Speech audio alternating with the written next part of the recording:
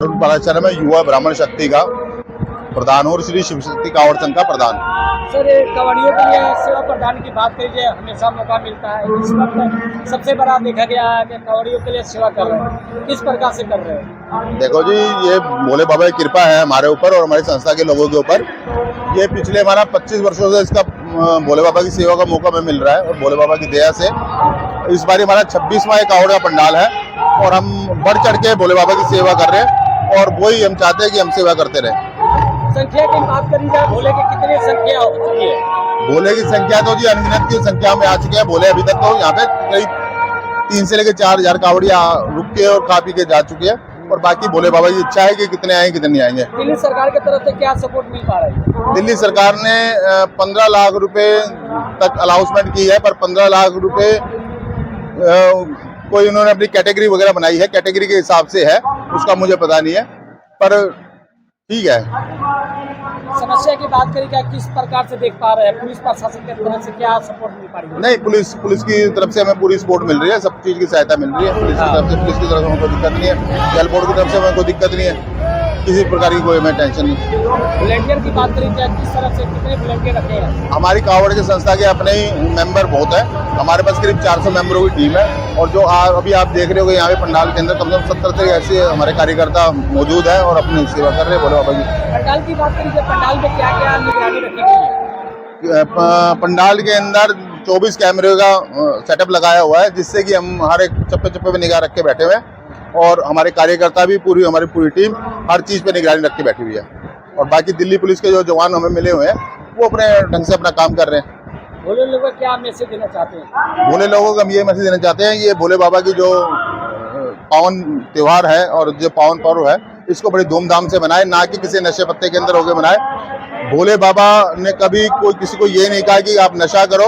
आप कहते हो भोले बाबा का प्रसाद है, तो प्रसाद तो भोले बाबा ने जहर भी पिया था, तो जहर भी प्रसाद मान के पी लो ना, पर नहीं पी पाएंगे क्योंकि नशे भोले बाबा के इस पर्व को नशे का पर्व मत बनाओ। भोले बाबा आए अभी सेवा करें। क्या कहेंगे? ये 26 साल से भंडार लगाता हुआ आ रहा है। भोले बाबा की कृपा इतनी रही है कि संख्या दिन पे दिन बढ़ती जा रही है और भोले बाबा की कृपा इतनी है कि भंडारा दिन पे बढ़ता जा रहा है। हमें खुद को नहीं पता कि भंडारा कहाँ से कैसे क्यों आ रहा है, सब भोले बाबा की कृपा है, अपने आप होता जा रहा है। कहते लोग करते हो तुम कन्या, हमारे नाम हो रहा है, कर वो रहे हैं, नाम हमारा हो रहा है, कैसे हो रहा है, कब हो रहा है, किसी को नहीं पता, सब भोले बाबा की कृपा है।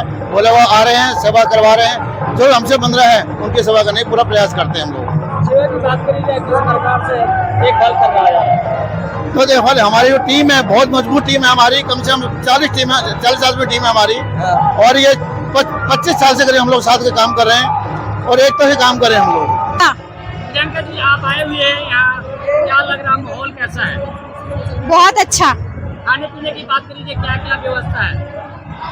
बहुत सारी व्यवस्था है, बहुत अच्छी व्यवस्था है और खाने में बहुत सारी चीजें हैं, जैसे दही भल्ले, टिक्की और आइसक्रीम। कांवड़ सेवा भक्त है, क्या किस प्रकार से देखभाल कर पा रहे हैं?